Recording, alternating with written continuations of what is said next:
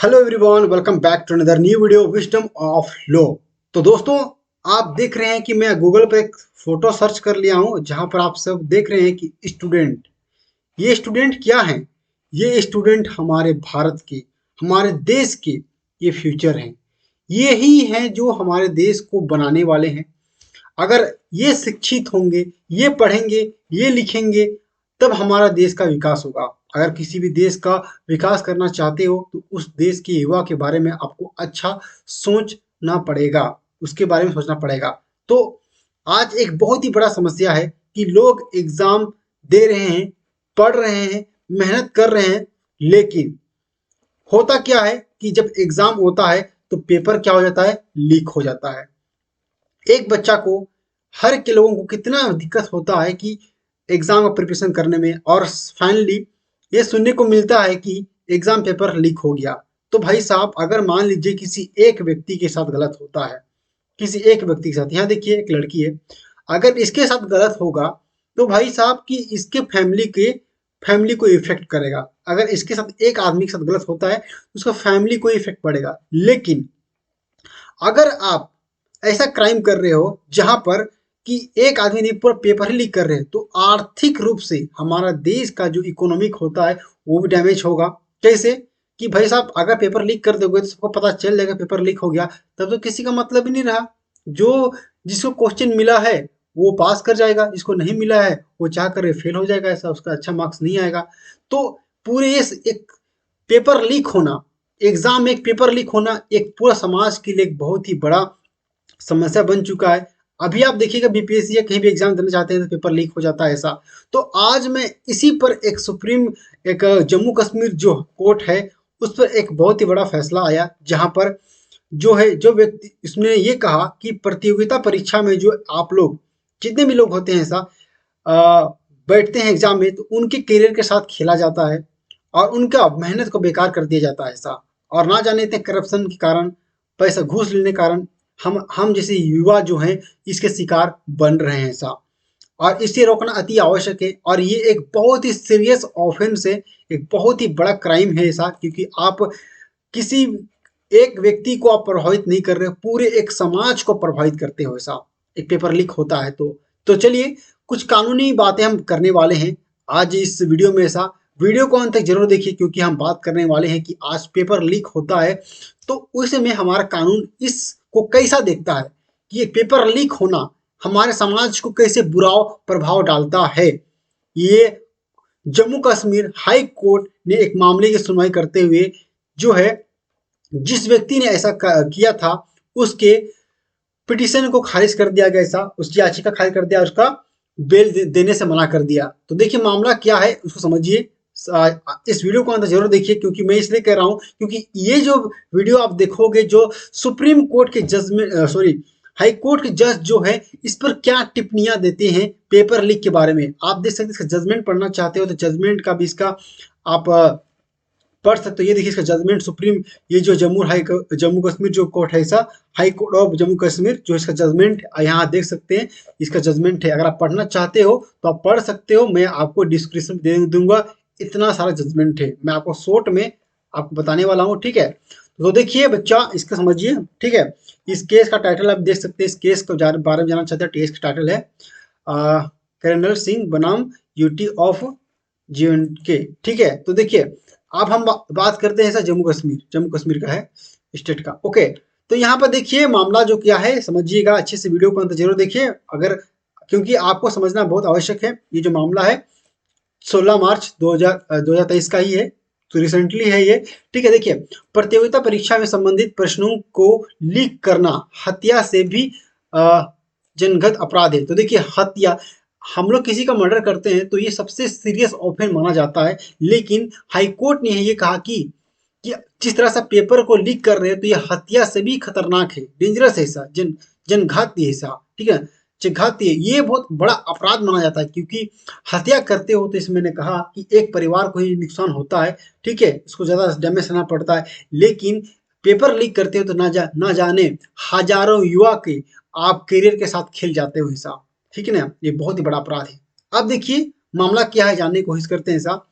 जम्मू कश्मीर जम्मू एवं कश्मीर एवं Ladakh high court ने बुधवार को एक बीएसएफ अधिकारी की जमानत अर्जी खारिज कर दी। तो जो जमानत को क्या खारिज कर दिया, क्यों खारिज किया पता चलेगा, वीडियो को देखो अंत तक। ऐसा वह अधिकारी कथित रूप से जम्मू कश्मीर सेवा चयन बोर्ड पुलिस सब इंस्पेक्टर भर्ती घोटाला मामले में मुख्य आरोपी है। तो ये जो है वो व्यक्ति जो था जम्मू कश्मीर में जो पुलिस का भर्ती हो रहा था पुलिस सब इंस्पेक्टर का, तो उसमें घोटाला कर रहा था उसका मुख्य आरोपी था। ठीक है ना, आरोपी है माना गया है। तो कोर्ट ने माना कि आर्थिक अपराधी जिनसे समाज का बहुत बड़ा हिस्सा प्रभावित हो रहा है, तो सामाजिक रूप से बहुत बड़ा हिस्सा प्रभावित हो रहा है इसे, में केवल इस तथ्य पर जमानत देने की अपराध पर कठोर सजा नहीं दी जा सकती।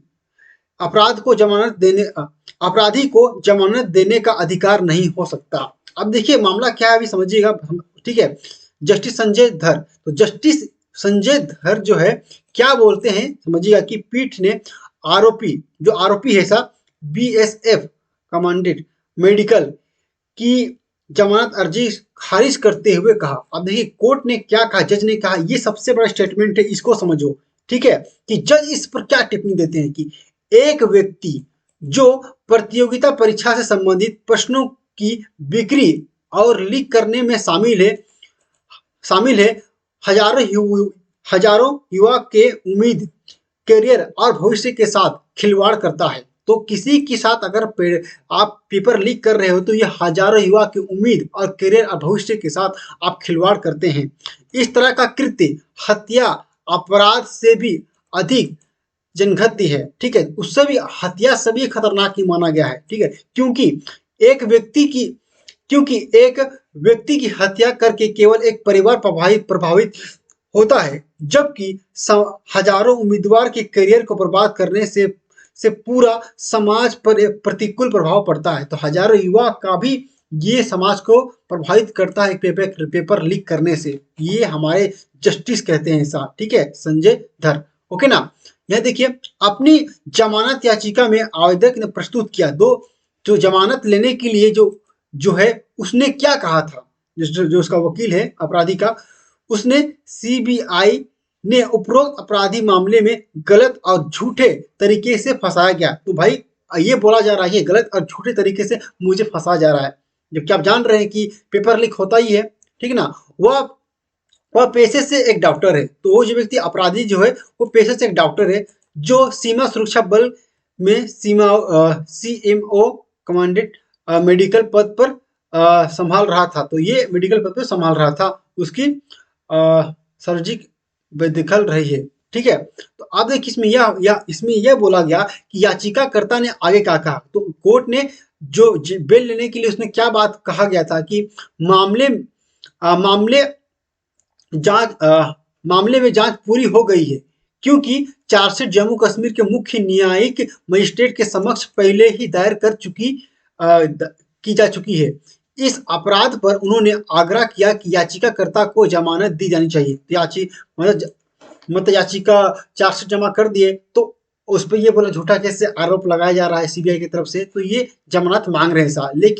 लेकिन मामला क्या है ये समझिए कि चार्जशीट की जांच के बाद जस्टिस धर ने कहा कि यह सच है कि चार्जशीट पहले ही मजिस्ट्रेट के सामने रखी जा चुकी है, ठीक है, लेकिन चार्जशीट में स्पष्ट रूप से उल्लेखित किया गया है कि बड़ी साजिश का पता लगाने के लिए आगे की जांच, अपराध की कार्रवाई का पता लगाने, भूमिका स्थापित करने के लिए अन्य अभियुक्तों की जांच और एफआईआर में लगाई गई अन्य आरोपी की जांच चल रही है। तो और भी आरोपी है उनका भी जांच चल रहा है, और इसीलिए याचिकाकर्ता का यह तर्क भी मामले में पूरी जांच पूरी हो चुकी है स्वीकार नहीं किया जा सकता है। तो याचिका जो करता है उसका ये कह रहा है कि चार्जशीट का तो फाइल हो चुका है, लेकिन कोर्ट का यह मानना है कि और भी बहुत सारे आरोपी जो है इसको मदद कर रहा है, तो और भी सभी इसका इन्वेस्टिगेशन बाकी है ऐसा। ओके ना, अब देखिए यहाँ पर आगे की क्या बात करता है। याचिकाकर्ता के इस तर्क से सहमत होने से इनकार करते हुए उन्होंने मामले में गलत और झूठे फंसाया गया है। जस्टिस ने JKSSB द्वारा आयोजित वित्त लेखन सहायक परीक्षा के प्रश्न पत्र लीक से संबंधित एक और FIR और याचिका की भूमिका की ओर इशारा किया। ठीक है, और देखिए कोर्ट ने, अब देखिए कोर्ट ने क्या कहा। सबसे मेन चीज है कि कोर्ट ने क्या कहा। आप समझिए कि इतना ही नहीं, सरकार द्वारा गठित जांच समिति की रिपोर्ट भी याचिकाकर्ता के खिलाफ है। तो ये जो सरकार जो है खुद ही इस बात, सरकार जो है उसका जो सरकार का जो रिपोर्ट है, तो याचिकाकर्ता जो बेल ले रहा है उसके खिलाफ है। ठीक है, उसके खिलाफ दिया है। रिपोर्ट में यह उल्लेखित किया गया है कि याचिकाकर्ता घूस लेकर BSF में कई उम्मीदवारों को शामिल करने की कामयाब रहा और उसने गुप्त रूप से विज्ञापन दिया था। ठीक है, गुप्त रूप से बोला था कि भाई अभी होता है ना कि मेरे गुप्त रूप से विज्ञापन दिया था कि पेपर को लीक कर दिया गया था और किसी को बता दिया था, तो वो घूस भी ले रहा था। ठीक ना था, वह संभावित उम्मीदवारों को मेडिकल टेस्ट पास करने में मदद करेगा। कि देखिए सबसे, अब अगर जो BSF में जो आता है मेडिकल जो है एक बहुत ही बड़ा रोल प्ले करता है उसका जॉब लेने के लिए। तो अगर जिसको जो पैसा उसको दिया, घूस दिया, उसका वो कर दिया, पास कर दिया। जो पैसा नहीं दिया उसको नहीं कर दिया। तो ये वो समाज को वो एक बुरा प्रभाव डालता है। इस ये बात से हम मुकर नहीं सकते हैं। सामाजिक जांच रिपोर्ट की सामग्री देखिए, सॉरी सामाजिक नहीं, सरकारी जांच, सरकारी जांच रिपोर्ट की सामग्री पर प्रकाश डालते हुए जो याचिकाकर्ता ने कुछ ऊंचे और शक्तिशाली राजनेताओं के साथ घनिष्ठ संबंध की ओर इशारा करती है। तो यहाँ पे जो बड़े बड़े नेता लोग होते हैं ना, वो भी इसमें शामिल हैं। ये इस बात को इशारा करता है। ठीक है ना, जो कि यहाँ पे बताया गया है। और जस्टिस धर ने कहा, या देखिए कोर्ट ने क्या कहा है, देखिएगा जज जो है क्या कहते हैं कि याचिकाकर्ता की एक जैसी अपराधियों में लिप्त होने की प्रवृत्ति के मद्देनजर इस स्तर पर जमानत देना उचित नहीं होगा। तो इस स्तर पर उसको जमानत देना उचित नहीं है। जबकि सब इंस्पेक्टर पद के प्रश्न पत्र लीक होने की बड़ी साजिश से संबंधित जांच अभी भी बाकी है। तो यहाँ देखिए सब इंस्पेक्टर का जो है वैकेंसी निकला था, तो उसका प्रश्न पत्र जो है क्या लीक कर दिया गया था पहले। तो इसका एक बहुत ही बड़ा साजिश है इसको लीक करने का हिस्सा। देखिए आगे क्या कहा, आगे पीठ ने कहा कि याचिकाकर्ता के खिलाफ लाए गए आरोपी को किसी भी प्रकार से सामान्य आरोपी नहीं कहा जा सकता। तो देखिए ये कोई आरोप, ये जो अपराध जो किया है वो एक सामान्य आरोप नहीं है। ठीक है, ये बहुत ही बड़ा अपराध है। आर्थिक अपराध एक अलग वर्ग का गठित करते हैं और जमानत के मामले में एक अलग दृष्टिकोण के साथ इन्हें देखने की आवश्यकता है। ठीक है, अब देखिए लास्ट में जो है, लास्ट में एक हमारा खत्म हो चुका है। लास्ट में कोर्ट क्या कहते हैं इस मामले में, बस इसको समझते हैं, उसके बाद हमारा हो जाएगा ये वीडियो का आखिरी स्टेज। ठीक ना, ऐसे आर्थिक, देखिए ऐसे आर्थिक जिसमें गहरी साजिश शामिल हो और सार्वजनिक धन की भारी नुकसान हो रहा हो, उन्हें गंभीर रूप से देखना चाहिए और देश की अर्थव्यवस्था को प्रभावित करने वाले गंभीर अपराधों के रूप में माना जाना चाहिए और इसमें देश के वित्तीय स्वास्थ्य के लिए गंभीर खतरा पैदा कर सकता है। तो यहाँ देखिए हमारा जो वित्त जो है, पैसा जो है, जो कि फाइनेंस जो है, वो उसके लिए एक बड़ा मुसीबत खड़ा हो सकता है। कि भाई साहब अगर मान लीजिए आप कोई भी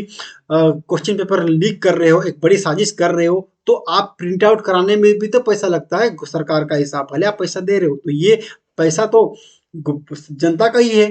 तो आप फिर से आप एग्जाम लो, फिर से लीक होगा पेपर। तो ये जो भी व्यक्ति कर रहा है, एक दो व्यक्ति या कुछ लोग जो है मिल करके जो ऐसा करा रहे हैं, उनके वजह से समाज में कितना बड़ा बुरा प्रभाव पड़ रहा है। ओके ना, अब देखो उसी के मद्देनजर पीठ ने जमानत अर्जी खारिज कर दी। तो इन्हीं सब बातों को देखते हुए जमानत खारिज कर दी और CBI को निर्देश दिया कि वह मामले में आगे की जांच पूरी करे।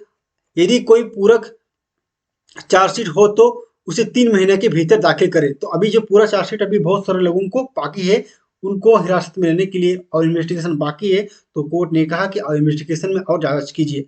तो आई होप गाइस कि इस वीडियो के माध्यम से आप समूह को पता चल गया होगा कि अगर कोई पेपर लीक होता है तो उस मामले को हमारा हाई कोर्ट किस तरह का टिप्पणी किया, आप समझ ही गए होंगे इस वीडियो के माध्यम से। आई होप मैं इस वीडियो के माध्यम से आपके ज्ञान में एक और प्रकाश डालने की कोशिश कर रहा था। अगर आपको हमारा ये वीडियो पसंद आया, वीडियो को लाइक, चैनल को सब्सक्राइब करना मत भूलिएगा। ऐसे न्यू जजमेंट, न्यू लॉ के बारे में आपको मैं बताते रहूँगा, आपको अवेयर मैं कराते रहूँगा। जुड़िए हमारे साथ विजडम ऑफ लॉ के साथ। बहुत-बहुत धन्यवाद हमारे साथ जुड़ने के लिए। Love you all, bye bye, good night and sweet dream. रात हो चुका है, रात वीडियो बना रहे हैं। Bye bye.